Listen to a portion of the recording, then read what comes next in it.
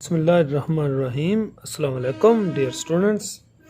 I am Nasser Mahmood, Assistant Professor of Mathematics. Today we will discuss multiple choice questions from Advanced Group Theory. एक general group theory, ये उससे अगले advance level के हम question करेंगे. ये question BS mathematics, MSc mathematics के लिए, लेक्चरर इन मैथमेटिक्स के लिए, पीपीएससी, एफपीएससी या एनटीएस के एग्ज़ाम के लिए बहुत हेल्पफुल होंगे. आपको मैं एक बात बता दूं कि अगर आपको क्वेश्चन में कहीं समझ ना आए तो आपने प्ले लिस्ट में एडवांस ग्रुप थ्योरी में जाके उसके रेलिवेंट लेक्चर को ज़रूर देखना है मेरे चैनल में से.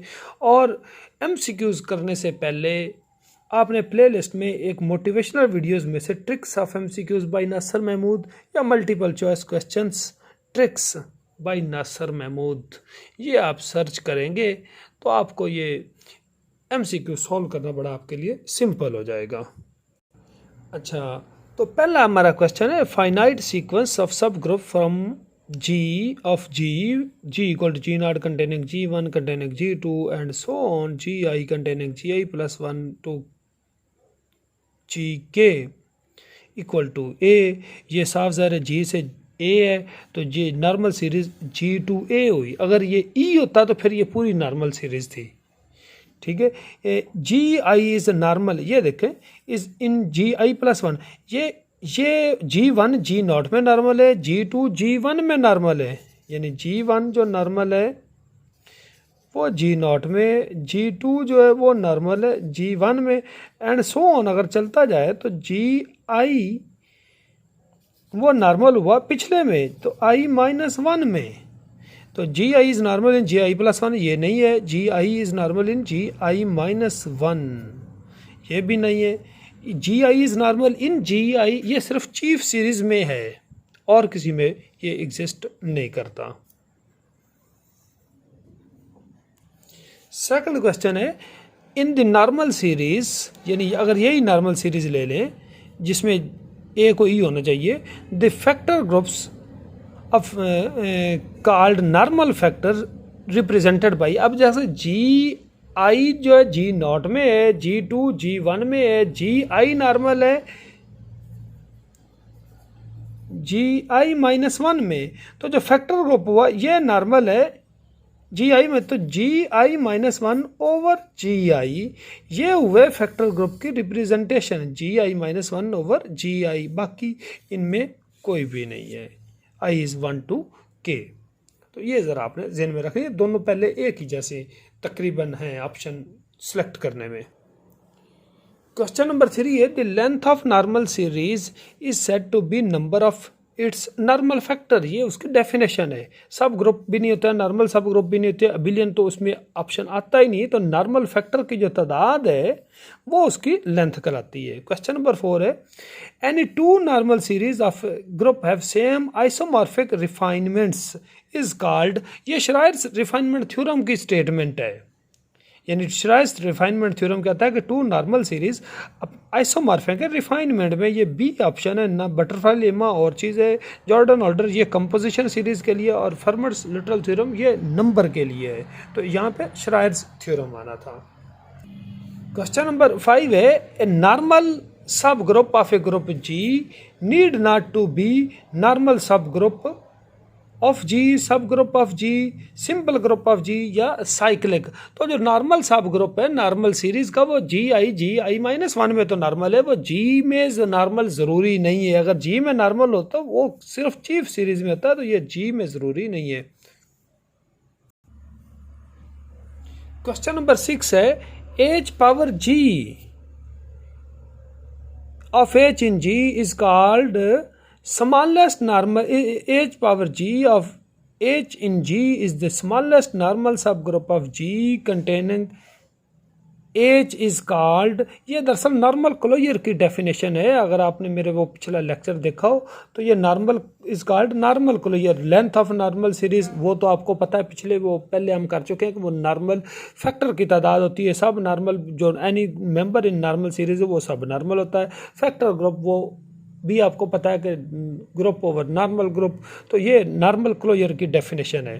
क्वेश्चन नंबर 7 है G be a group and H be subgroup of G, then H X H inverse where H belongs to H and X belongs to G, या इसको ऐसे भी आप लिख सकते हैं H X inverse where X belongs to G। ये normal closure की नोटेशन इस तरह होती है, फाइंड हम इस तरह करते हैं, तो ये भी normal closure of H in G, इसका भी ऑप्शन ए ही है। ये दोनों दरअसल एक ही चीज़ है। क्वेश्चन नंबर 6 और 7 ये उसकी मैथमेटिकल फॉर्म है, ये उसको इन वर्ड्स में आपने एक्सप्रेस किया हुआ है। नॉर्मल क्लोजर जो H ऑफ G है, ये दरअसल मिनिमम ऑफ ऑल जो नॉर्मल ग्रुप्स हैं, मसलन G1 G2 से Gn नॉर्मल ग्रुप्स हैं G के, इन सभी में अगर का मिनिमम नॉर्मल क्लोजर है, इसको आप intersection of GI is 1 to n वो भी आप लिख सकते हैं। नॉर्मल क्लोजर को ऐसे भी वो पूछ सकता है, तो आपको ये पता नहीं है क्वेश्चन नंबर 6 7 और ये भी उसकी फॉर्म है नॉर्मल क्लोजर की। क्वेश्चन नंबर 8 है normal series which is isomorphic to each of its refinement. ये कंपोजिशन की डेफिनेशन है कि कंपोजिशन जो है वो सेल्फ रिफाइनमेंट होती है, वो अपने आप की रिफाइनमेंट, उसमें मजीद कोई ग्रुप ऐड नहीं हो सकता। इसका मतलब उसमें मैक्सिमल नॉर्मल ग्रुप है। श्रायर रिफाइनमेंट थ्योरम ये नहीं है, नॉर्मल भी नहीं है, चीफ सीरीज भी नहीं है, ये कंपोजिशन सीरीज, इसका ऑप्शन सी आंसर है। क्वेश्चन नंबर 9 है in a composition series each factor is called a simple group। क्योंकि कंपोजिशन सीरीज मैं आपको एक्सप्लेन करता हूं कि G equal to G0 containing G1 containing G2 and so on GK equal to E। अब इसमें मज़ीद तो आप ऐड नहीं कर सकते, रिफाइनमेंट हो तो उसमें ऐड हो सकता है। कंपोजिशन, अगर ये कंपोजिशन है, ये कौन सी है, अगर ये कंपोजिशन सीरीज है तो G और G0 में और कोई नहीं है सर, G1 और G2 में भी और कोई नहीं, तो इसका मतलब कि G0 ओवर G1 ये मैक्सिमल नॉर्मल है। ये क्या है, मैक्सिमल नॉर्मल, या G1 G2 ओवर G1 ये भी मैक्सिमल नॉर्मल है। तो जो मैक्सिमल नॉर्मल हो वो सिंपल ग्रुप कहलाता है, यानी जिसका मजीद नॉर्मल ग्रुप ना एग्जिस्ट करे, that is called simple group. तो जो कंपोजिशन आपसे अगर कोई डेफिनेशन पूछे कि ना सिंपल ग्रुप की डेफिनेशन बताएं, तो आप ये कह सकते हैं कि कंपोजिशन सीरीज के जो फैक्टर ग्रुप हैं वो सिंपल ग्रुप हैं। सिंपल ग्रुप की एक और भी, ये तो एग्जांपल आपने बताई है, लेकिन सिंपल वो होता है जिसका फर्दर नॉर्मल ग्रुप एग्जिस्ट ना करे। तो ये क्वेश्चन नंबर 9 का ऑप्शन है। क्वेश्चन नंबर 10 है any two composition series of a group G are isomorphic is called Schreier. ये आम सीरीज है ग्रुप की जो रिफाइनमेंट में इक्वल होती हैं, वो श्रायर थ्योरम। जॉर्डन हॉल्डर थ्योरम ये कंपोजिशन सीरीज के बारे में होता है। तो जिसन एसन लिमा वो और चीज़ है, और सॉल्वेबल ग्रुप ये नेक्स्ट चैप्टर का काम है, इसमें डिराइव्ड ग्रुप्स का जिक्र होता है, तो वो सॉल्वेबल होता है। तो ये कंपोजिशन सीरीज जो सेल्फ होती है वो जॉर्डन हॉल्डर थ्योरम ने उसको प्रूव किया था। क्वेश्चन नंबर 11 है the length of a composition series of a group G is called length of G या width of G। Width of G भी पॉसिबल नहीं है। ऑर्डर ऑफ G आपको पता है वो नंबर ऑफ एलिमेंट्स है, वो कंपोजिशन सीरीज की जो लेंथ है वो कंपोजिशन लेंथ कराती है। आम ग्रुप की जो है कंपोजिशन के अलावा की लेंथ वो लेंथ ऑफ G कहलाती है, कंपोजिशन सीरीज में कंपोजिशन लेंथ आप कहेंगे।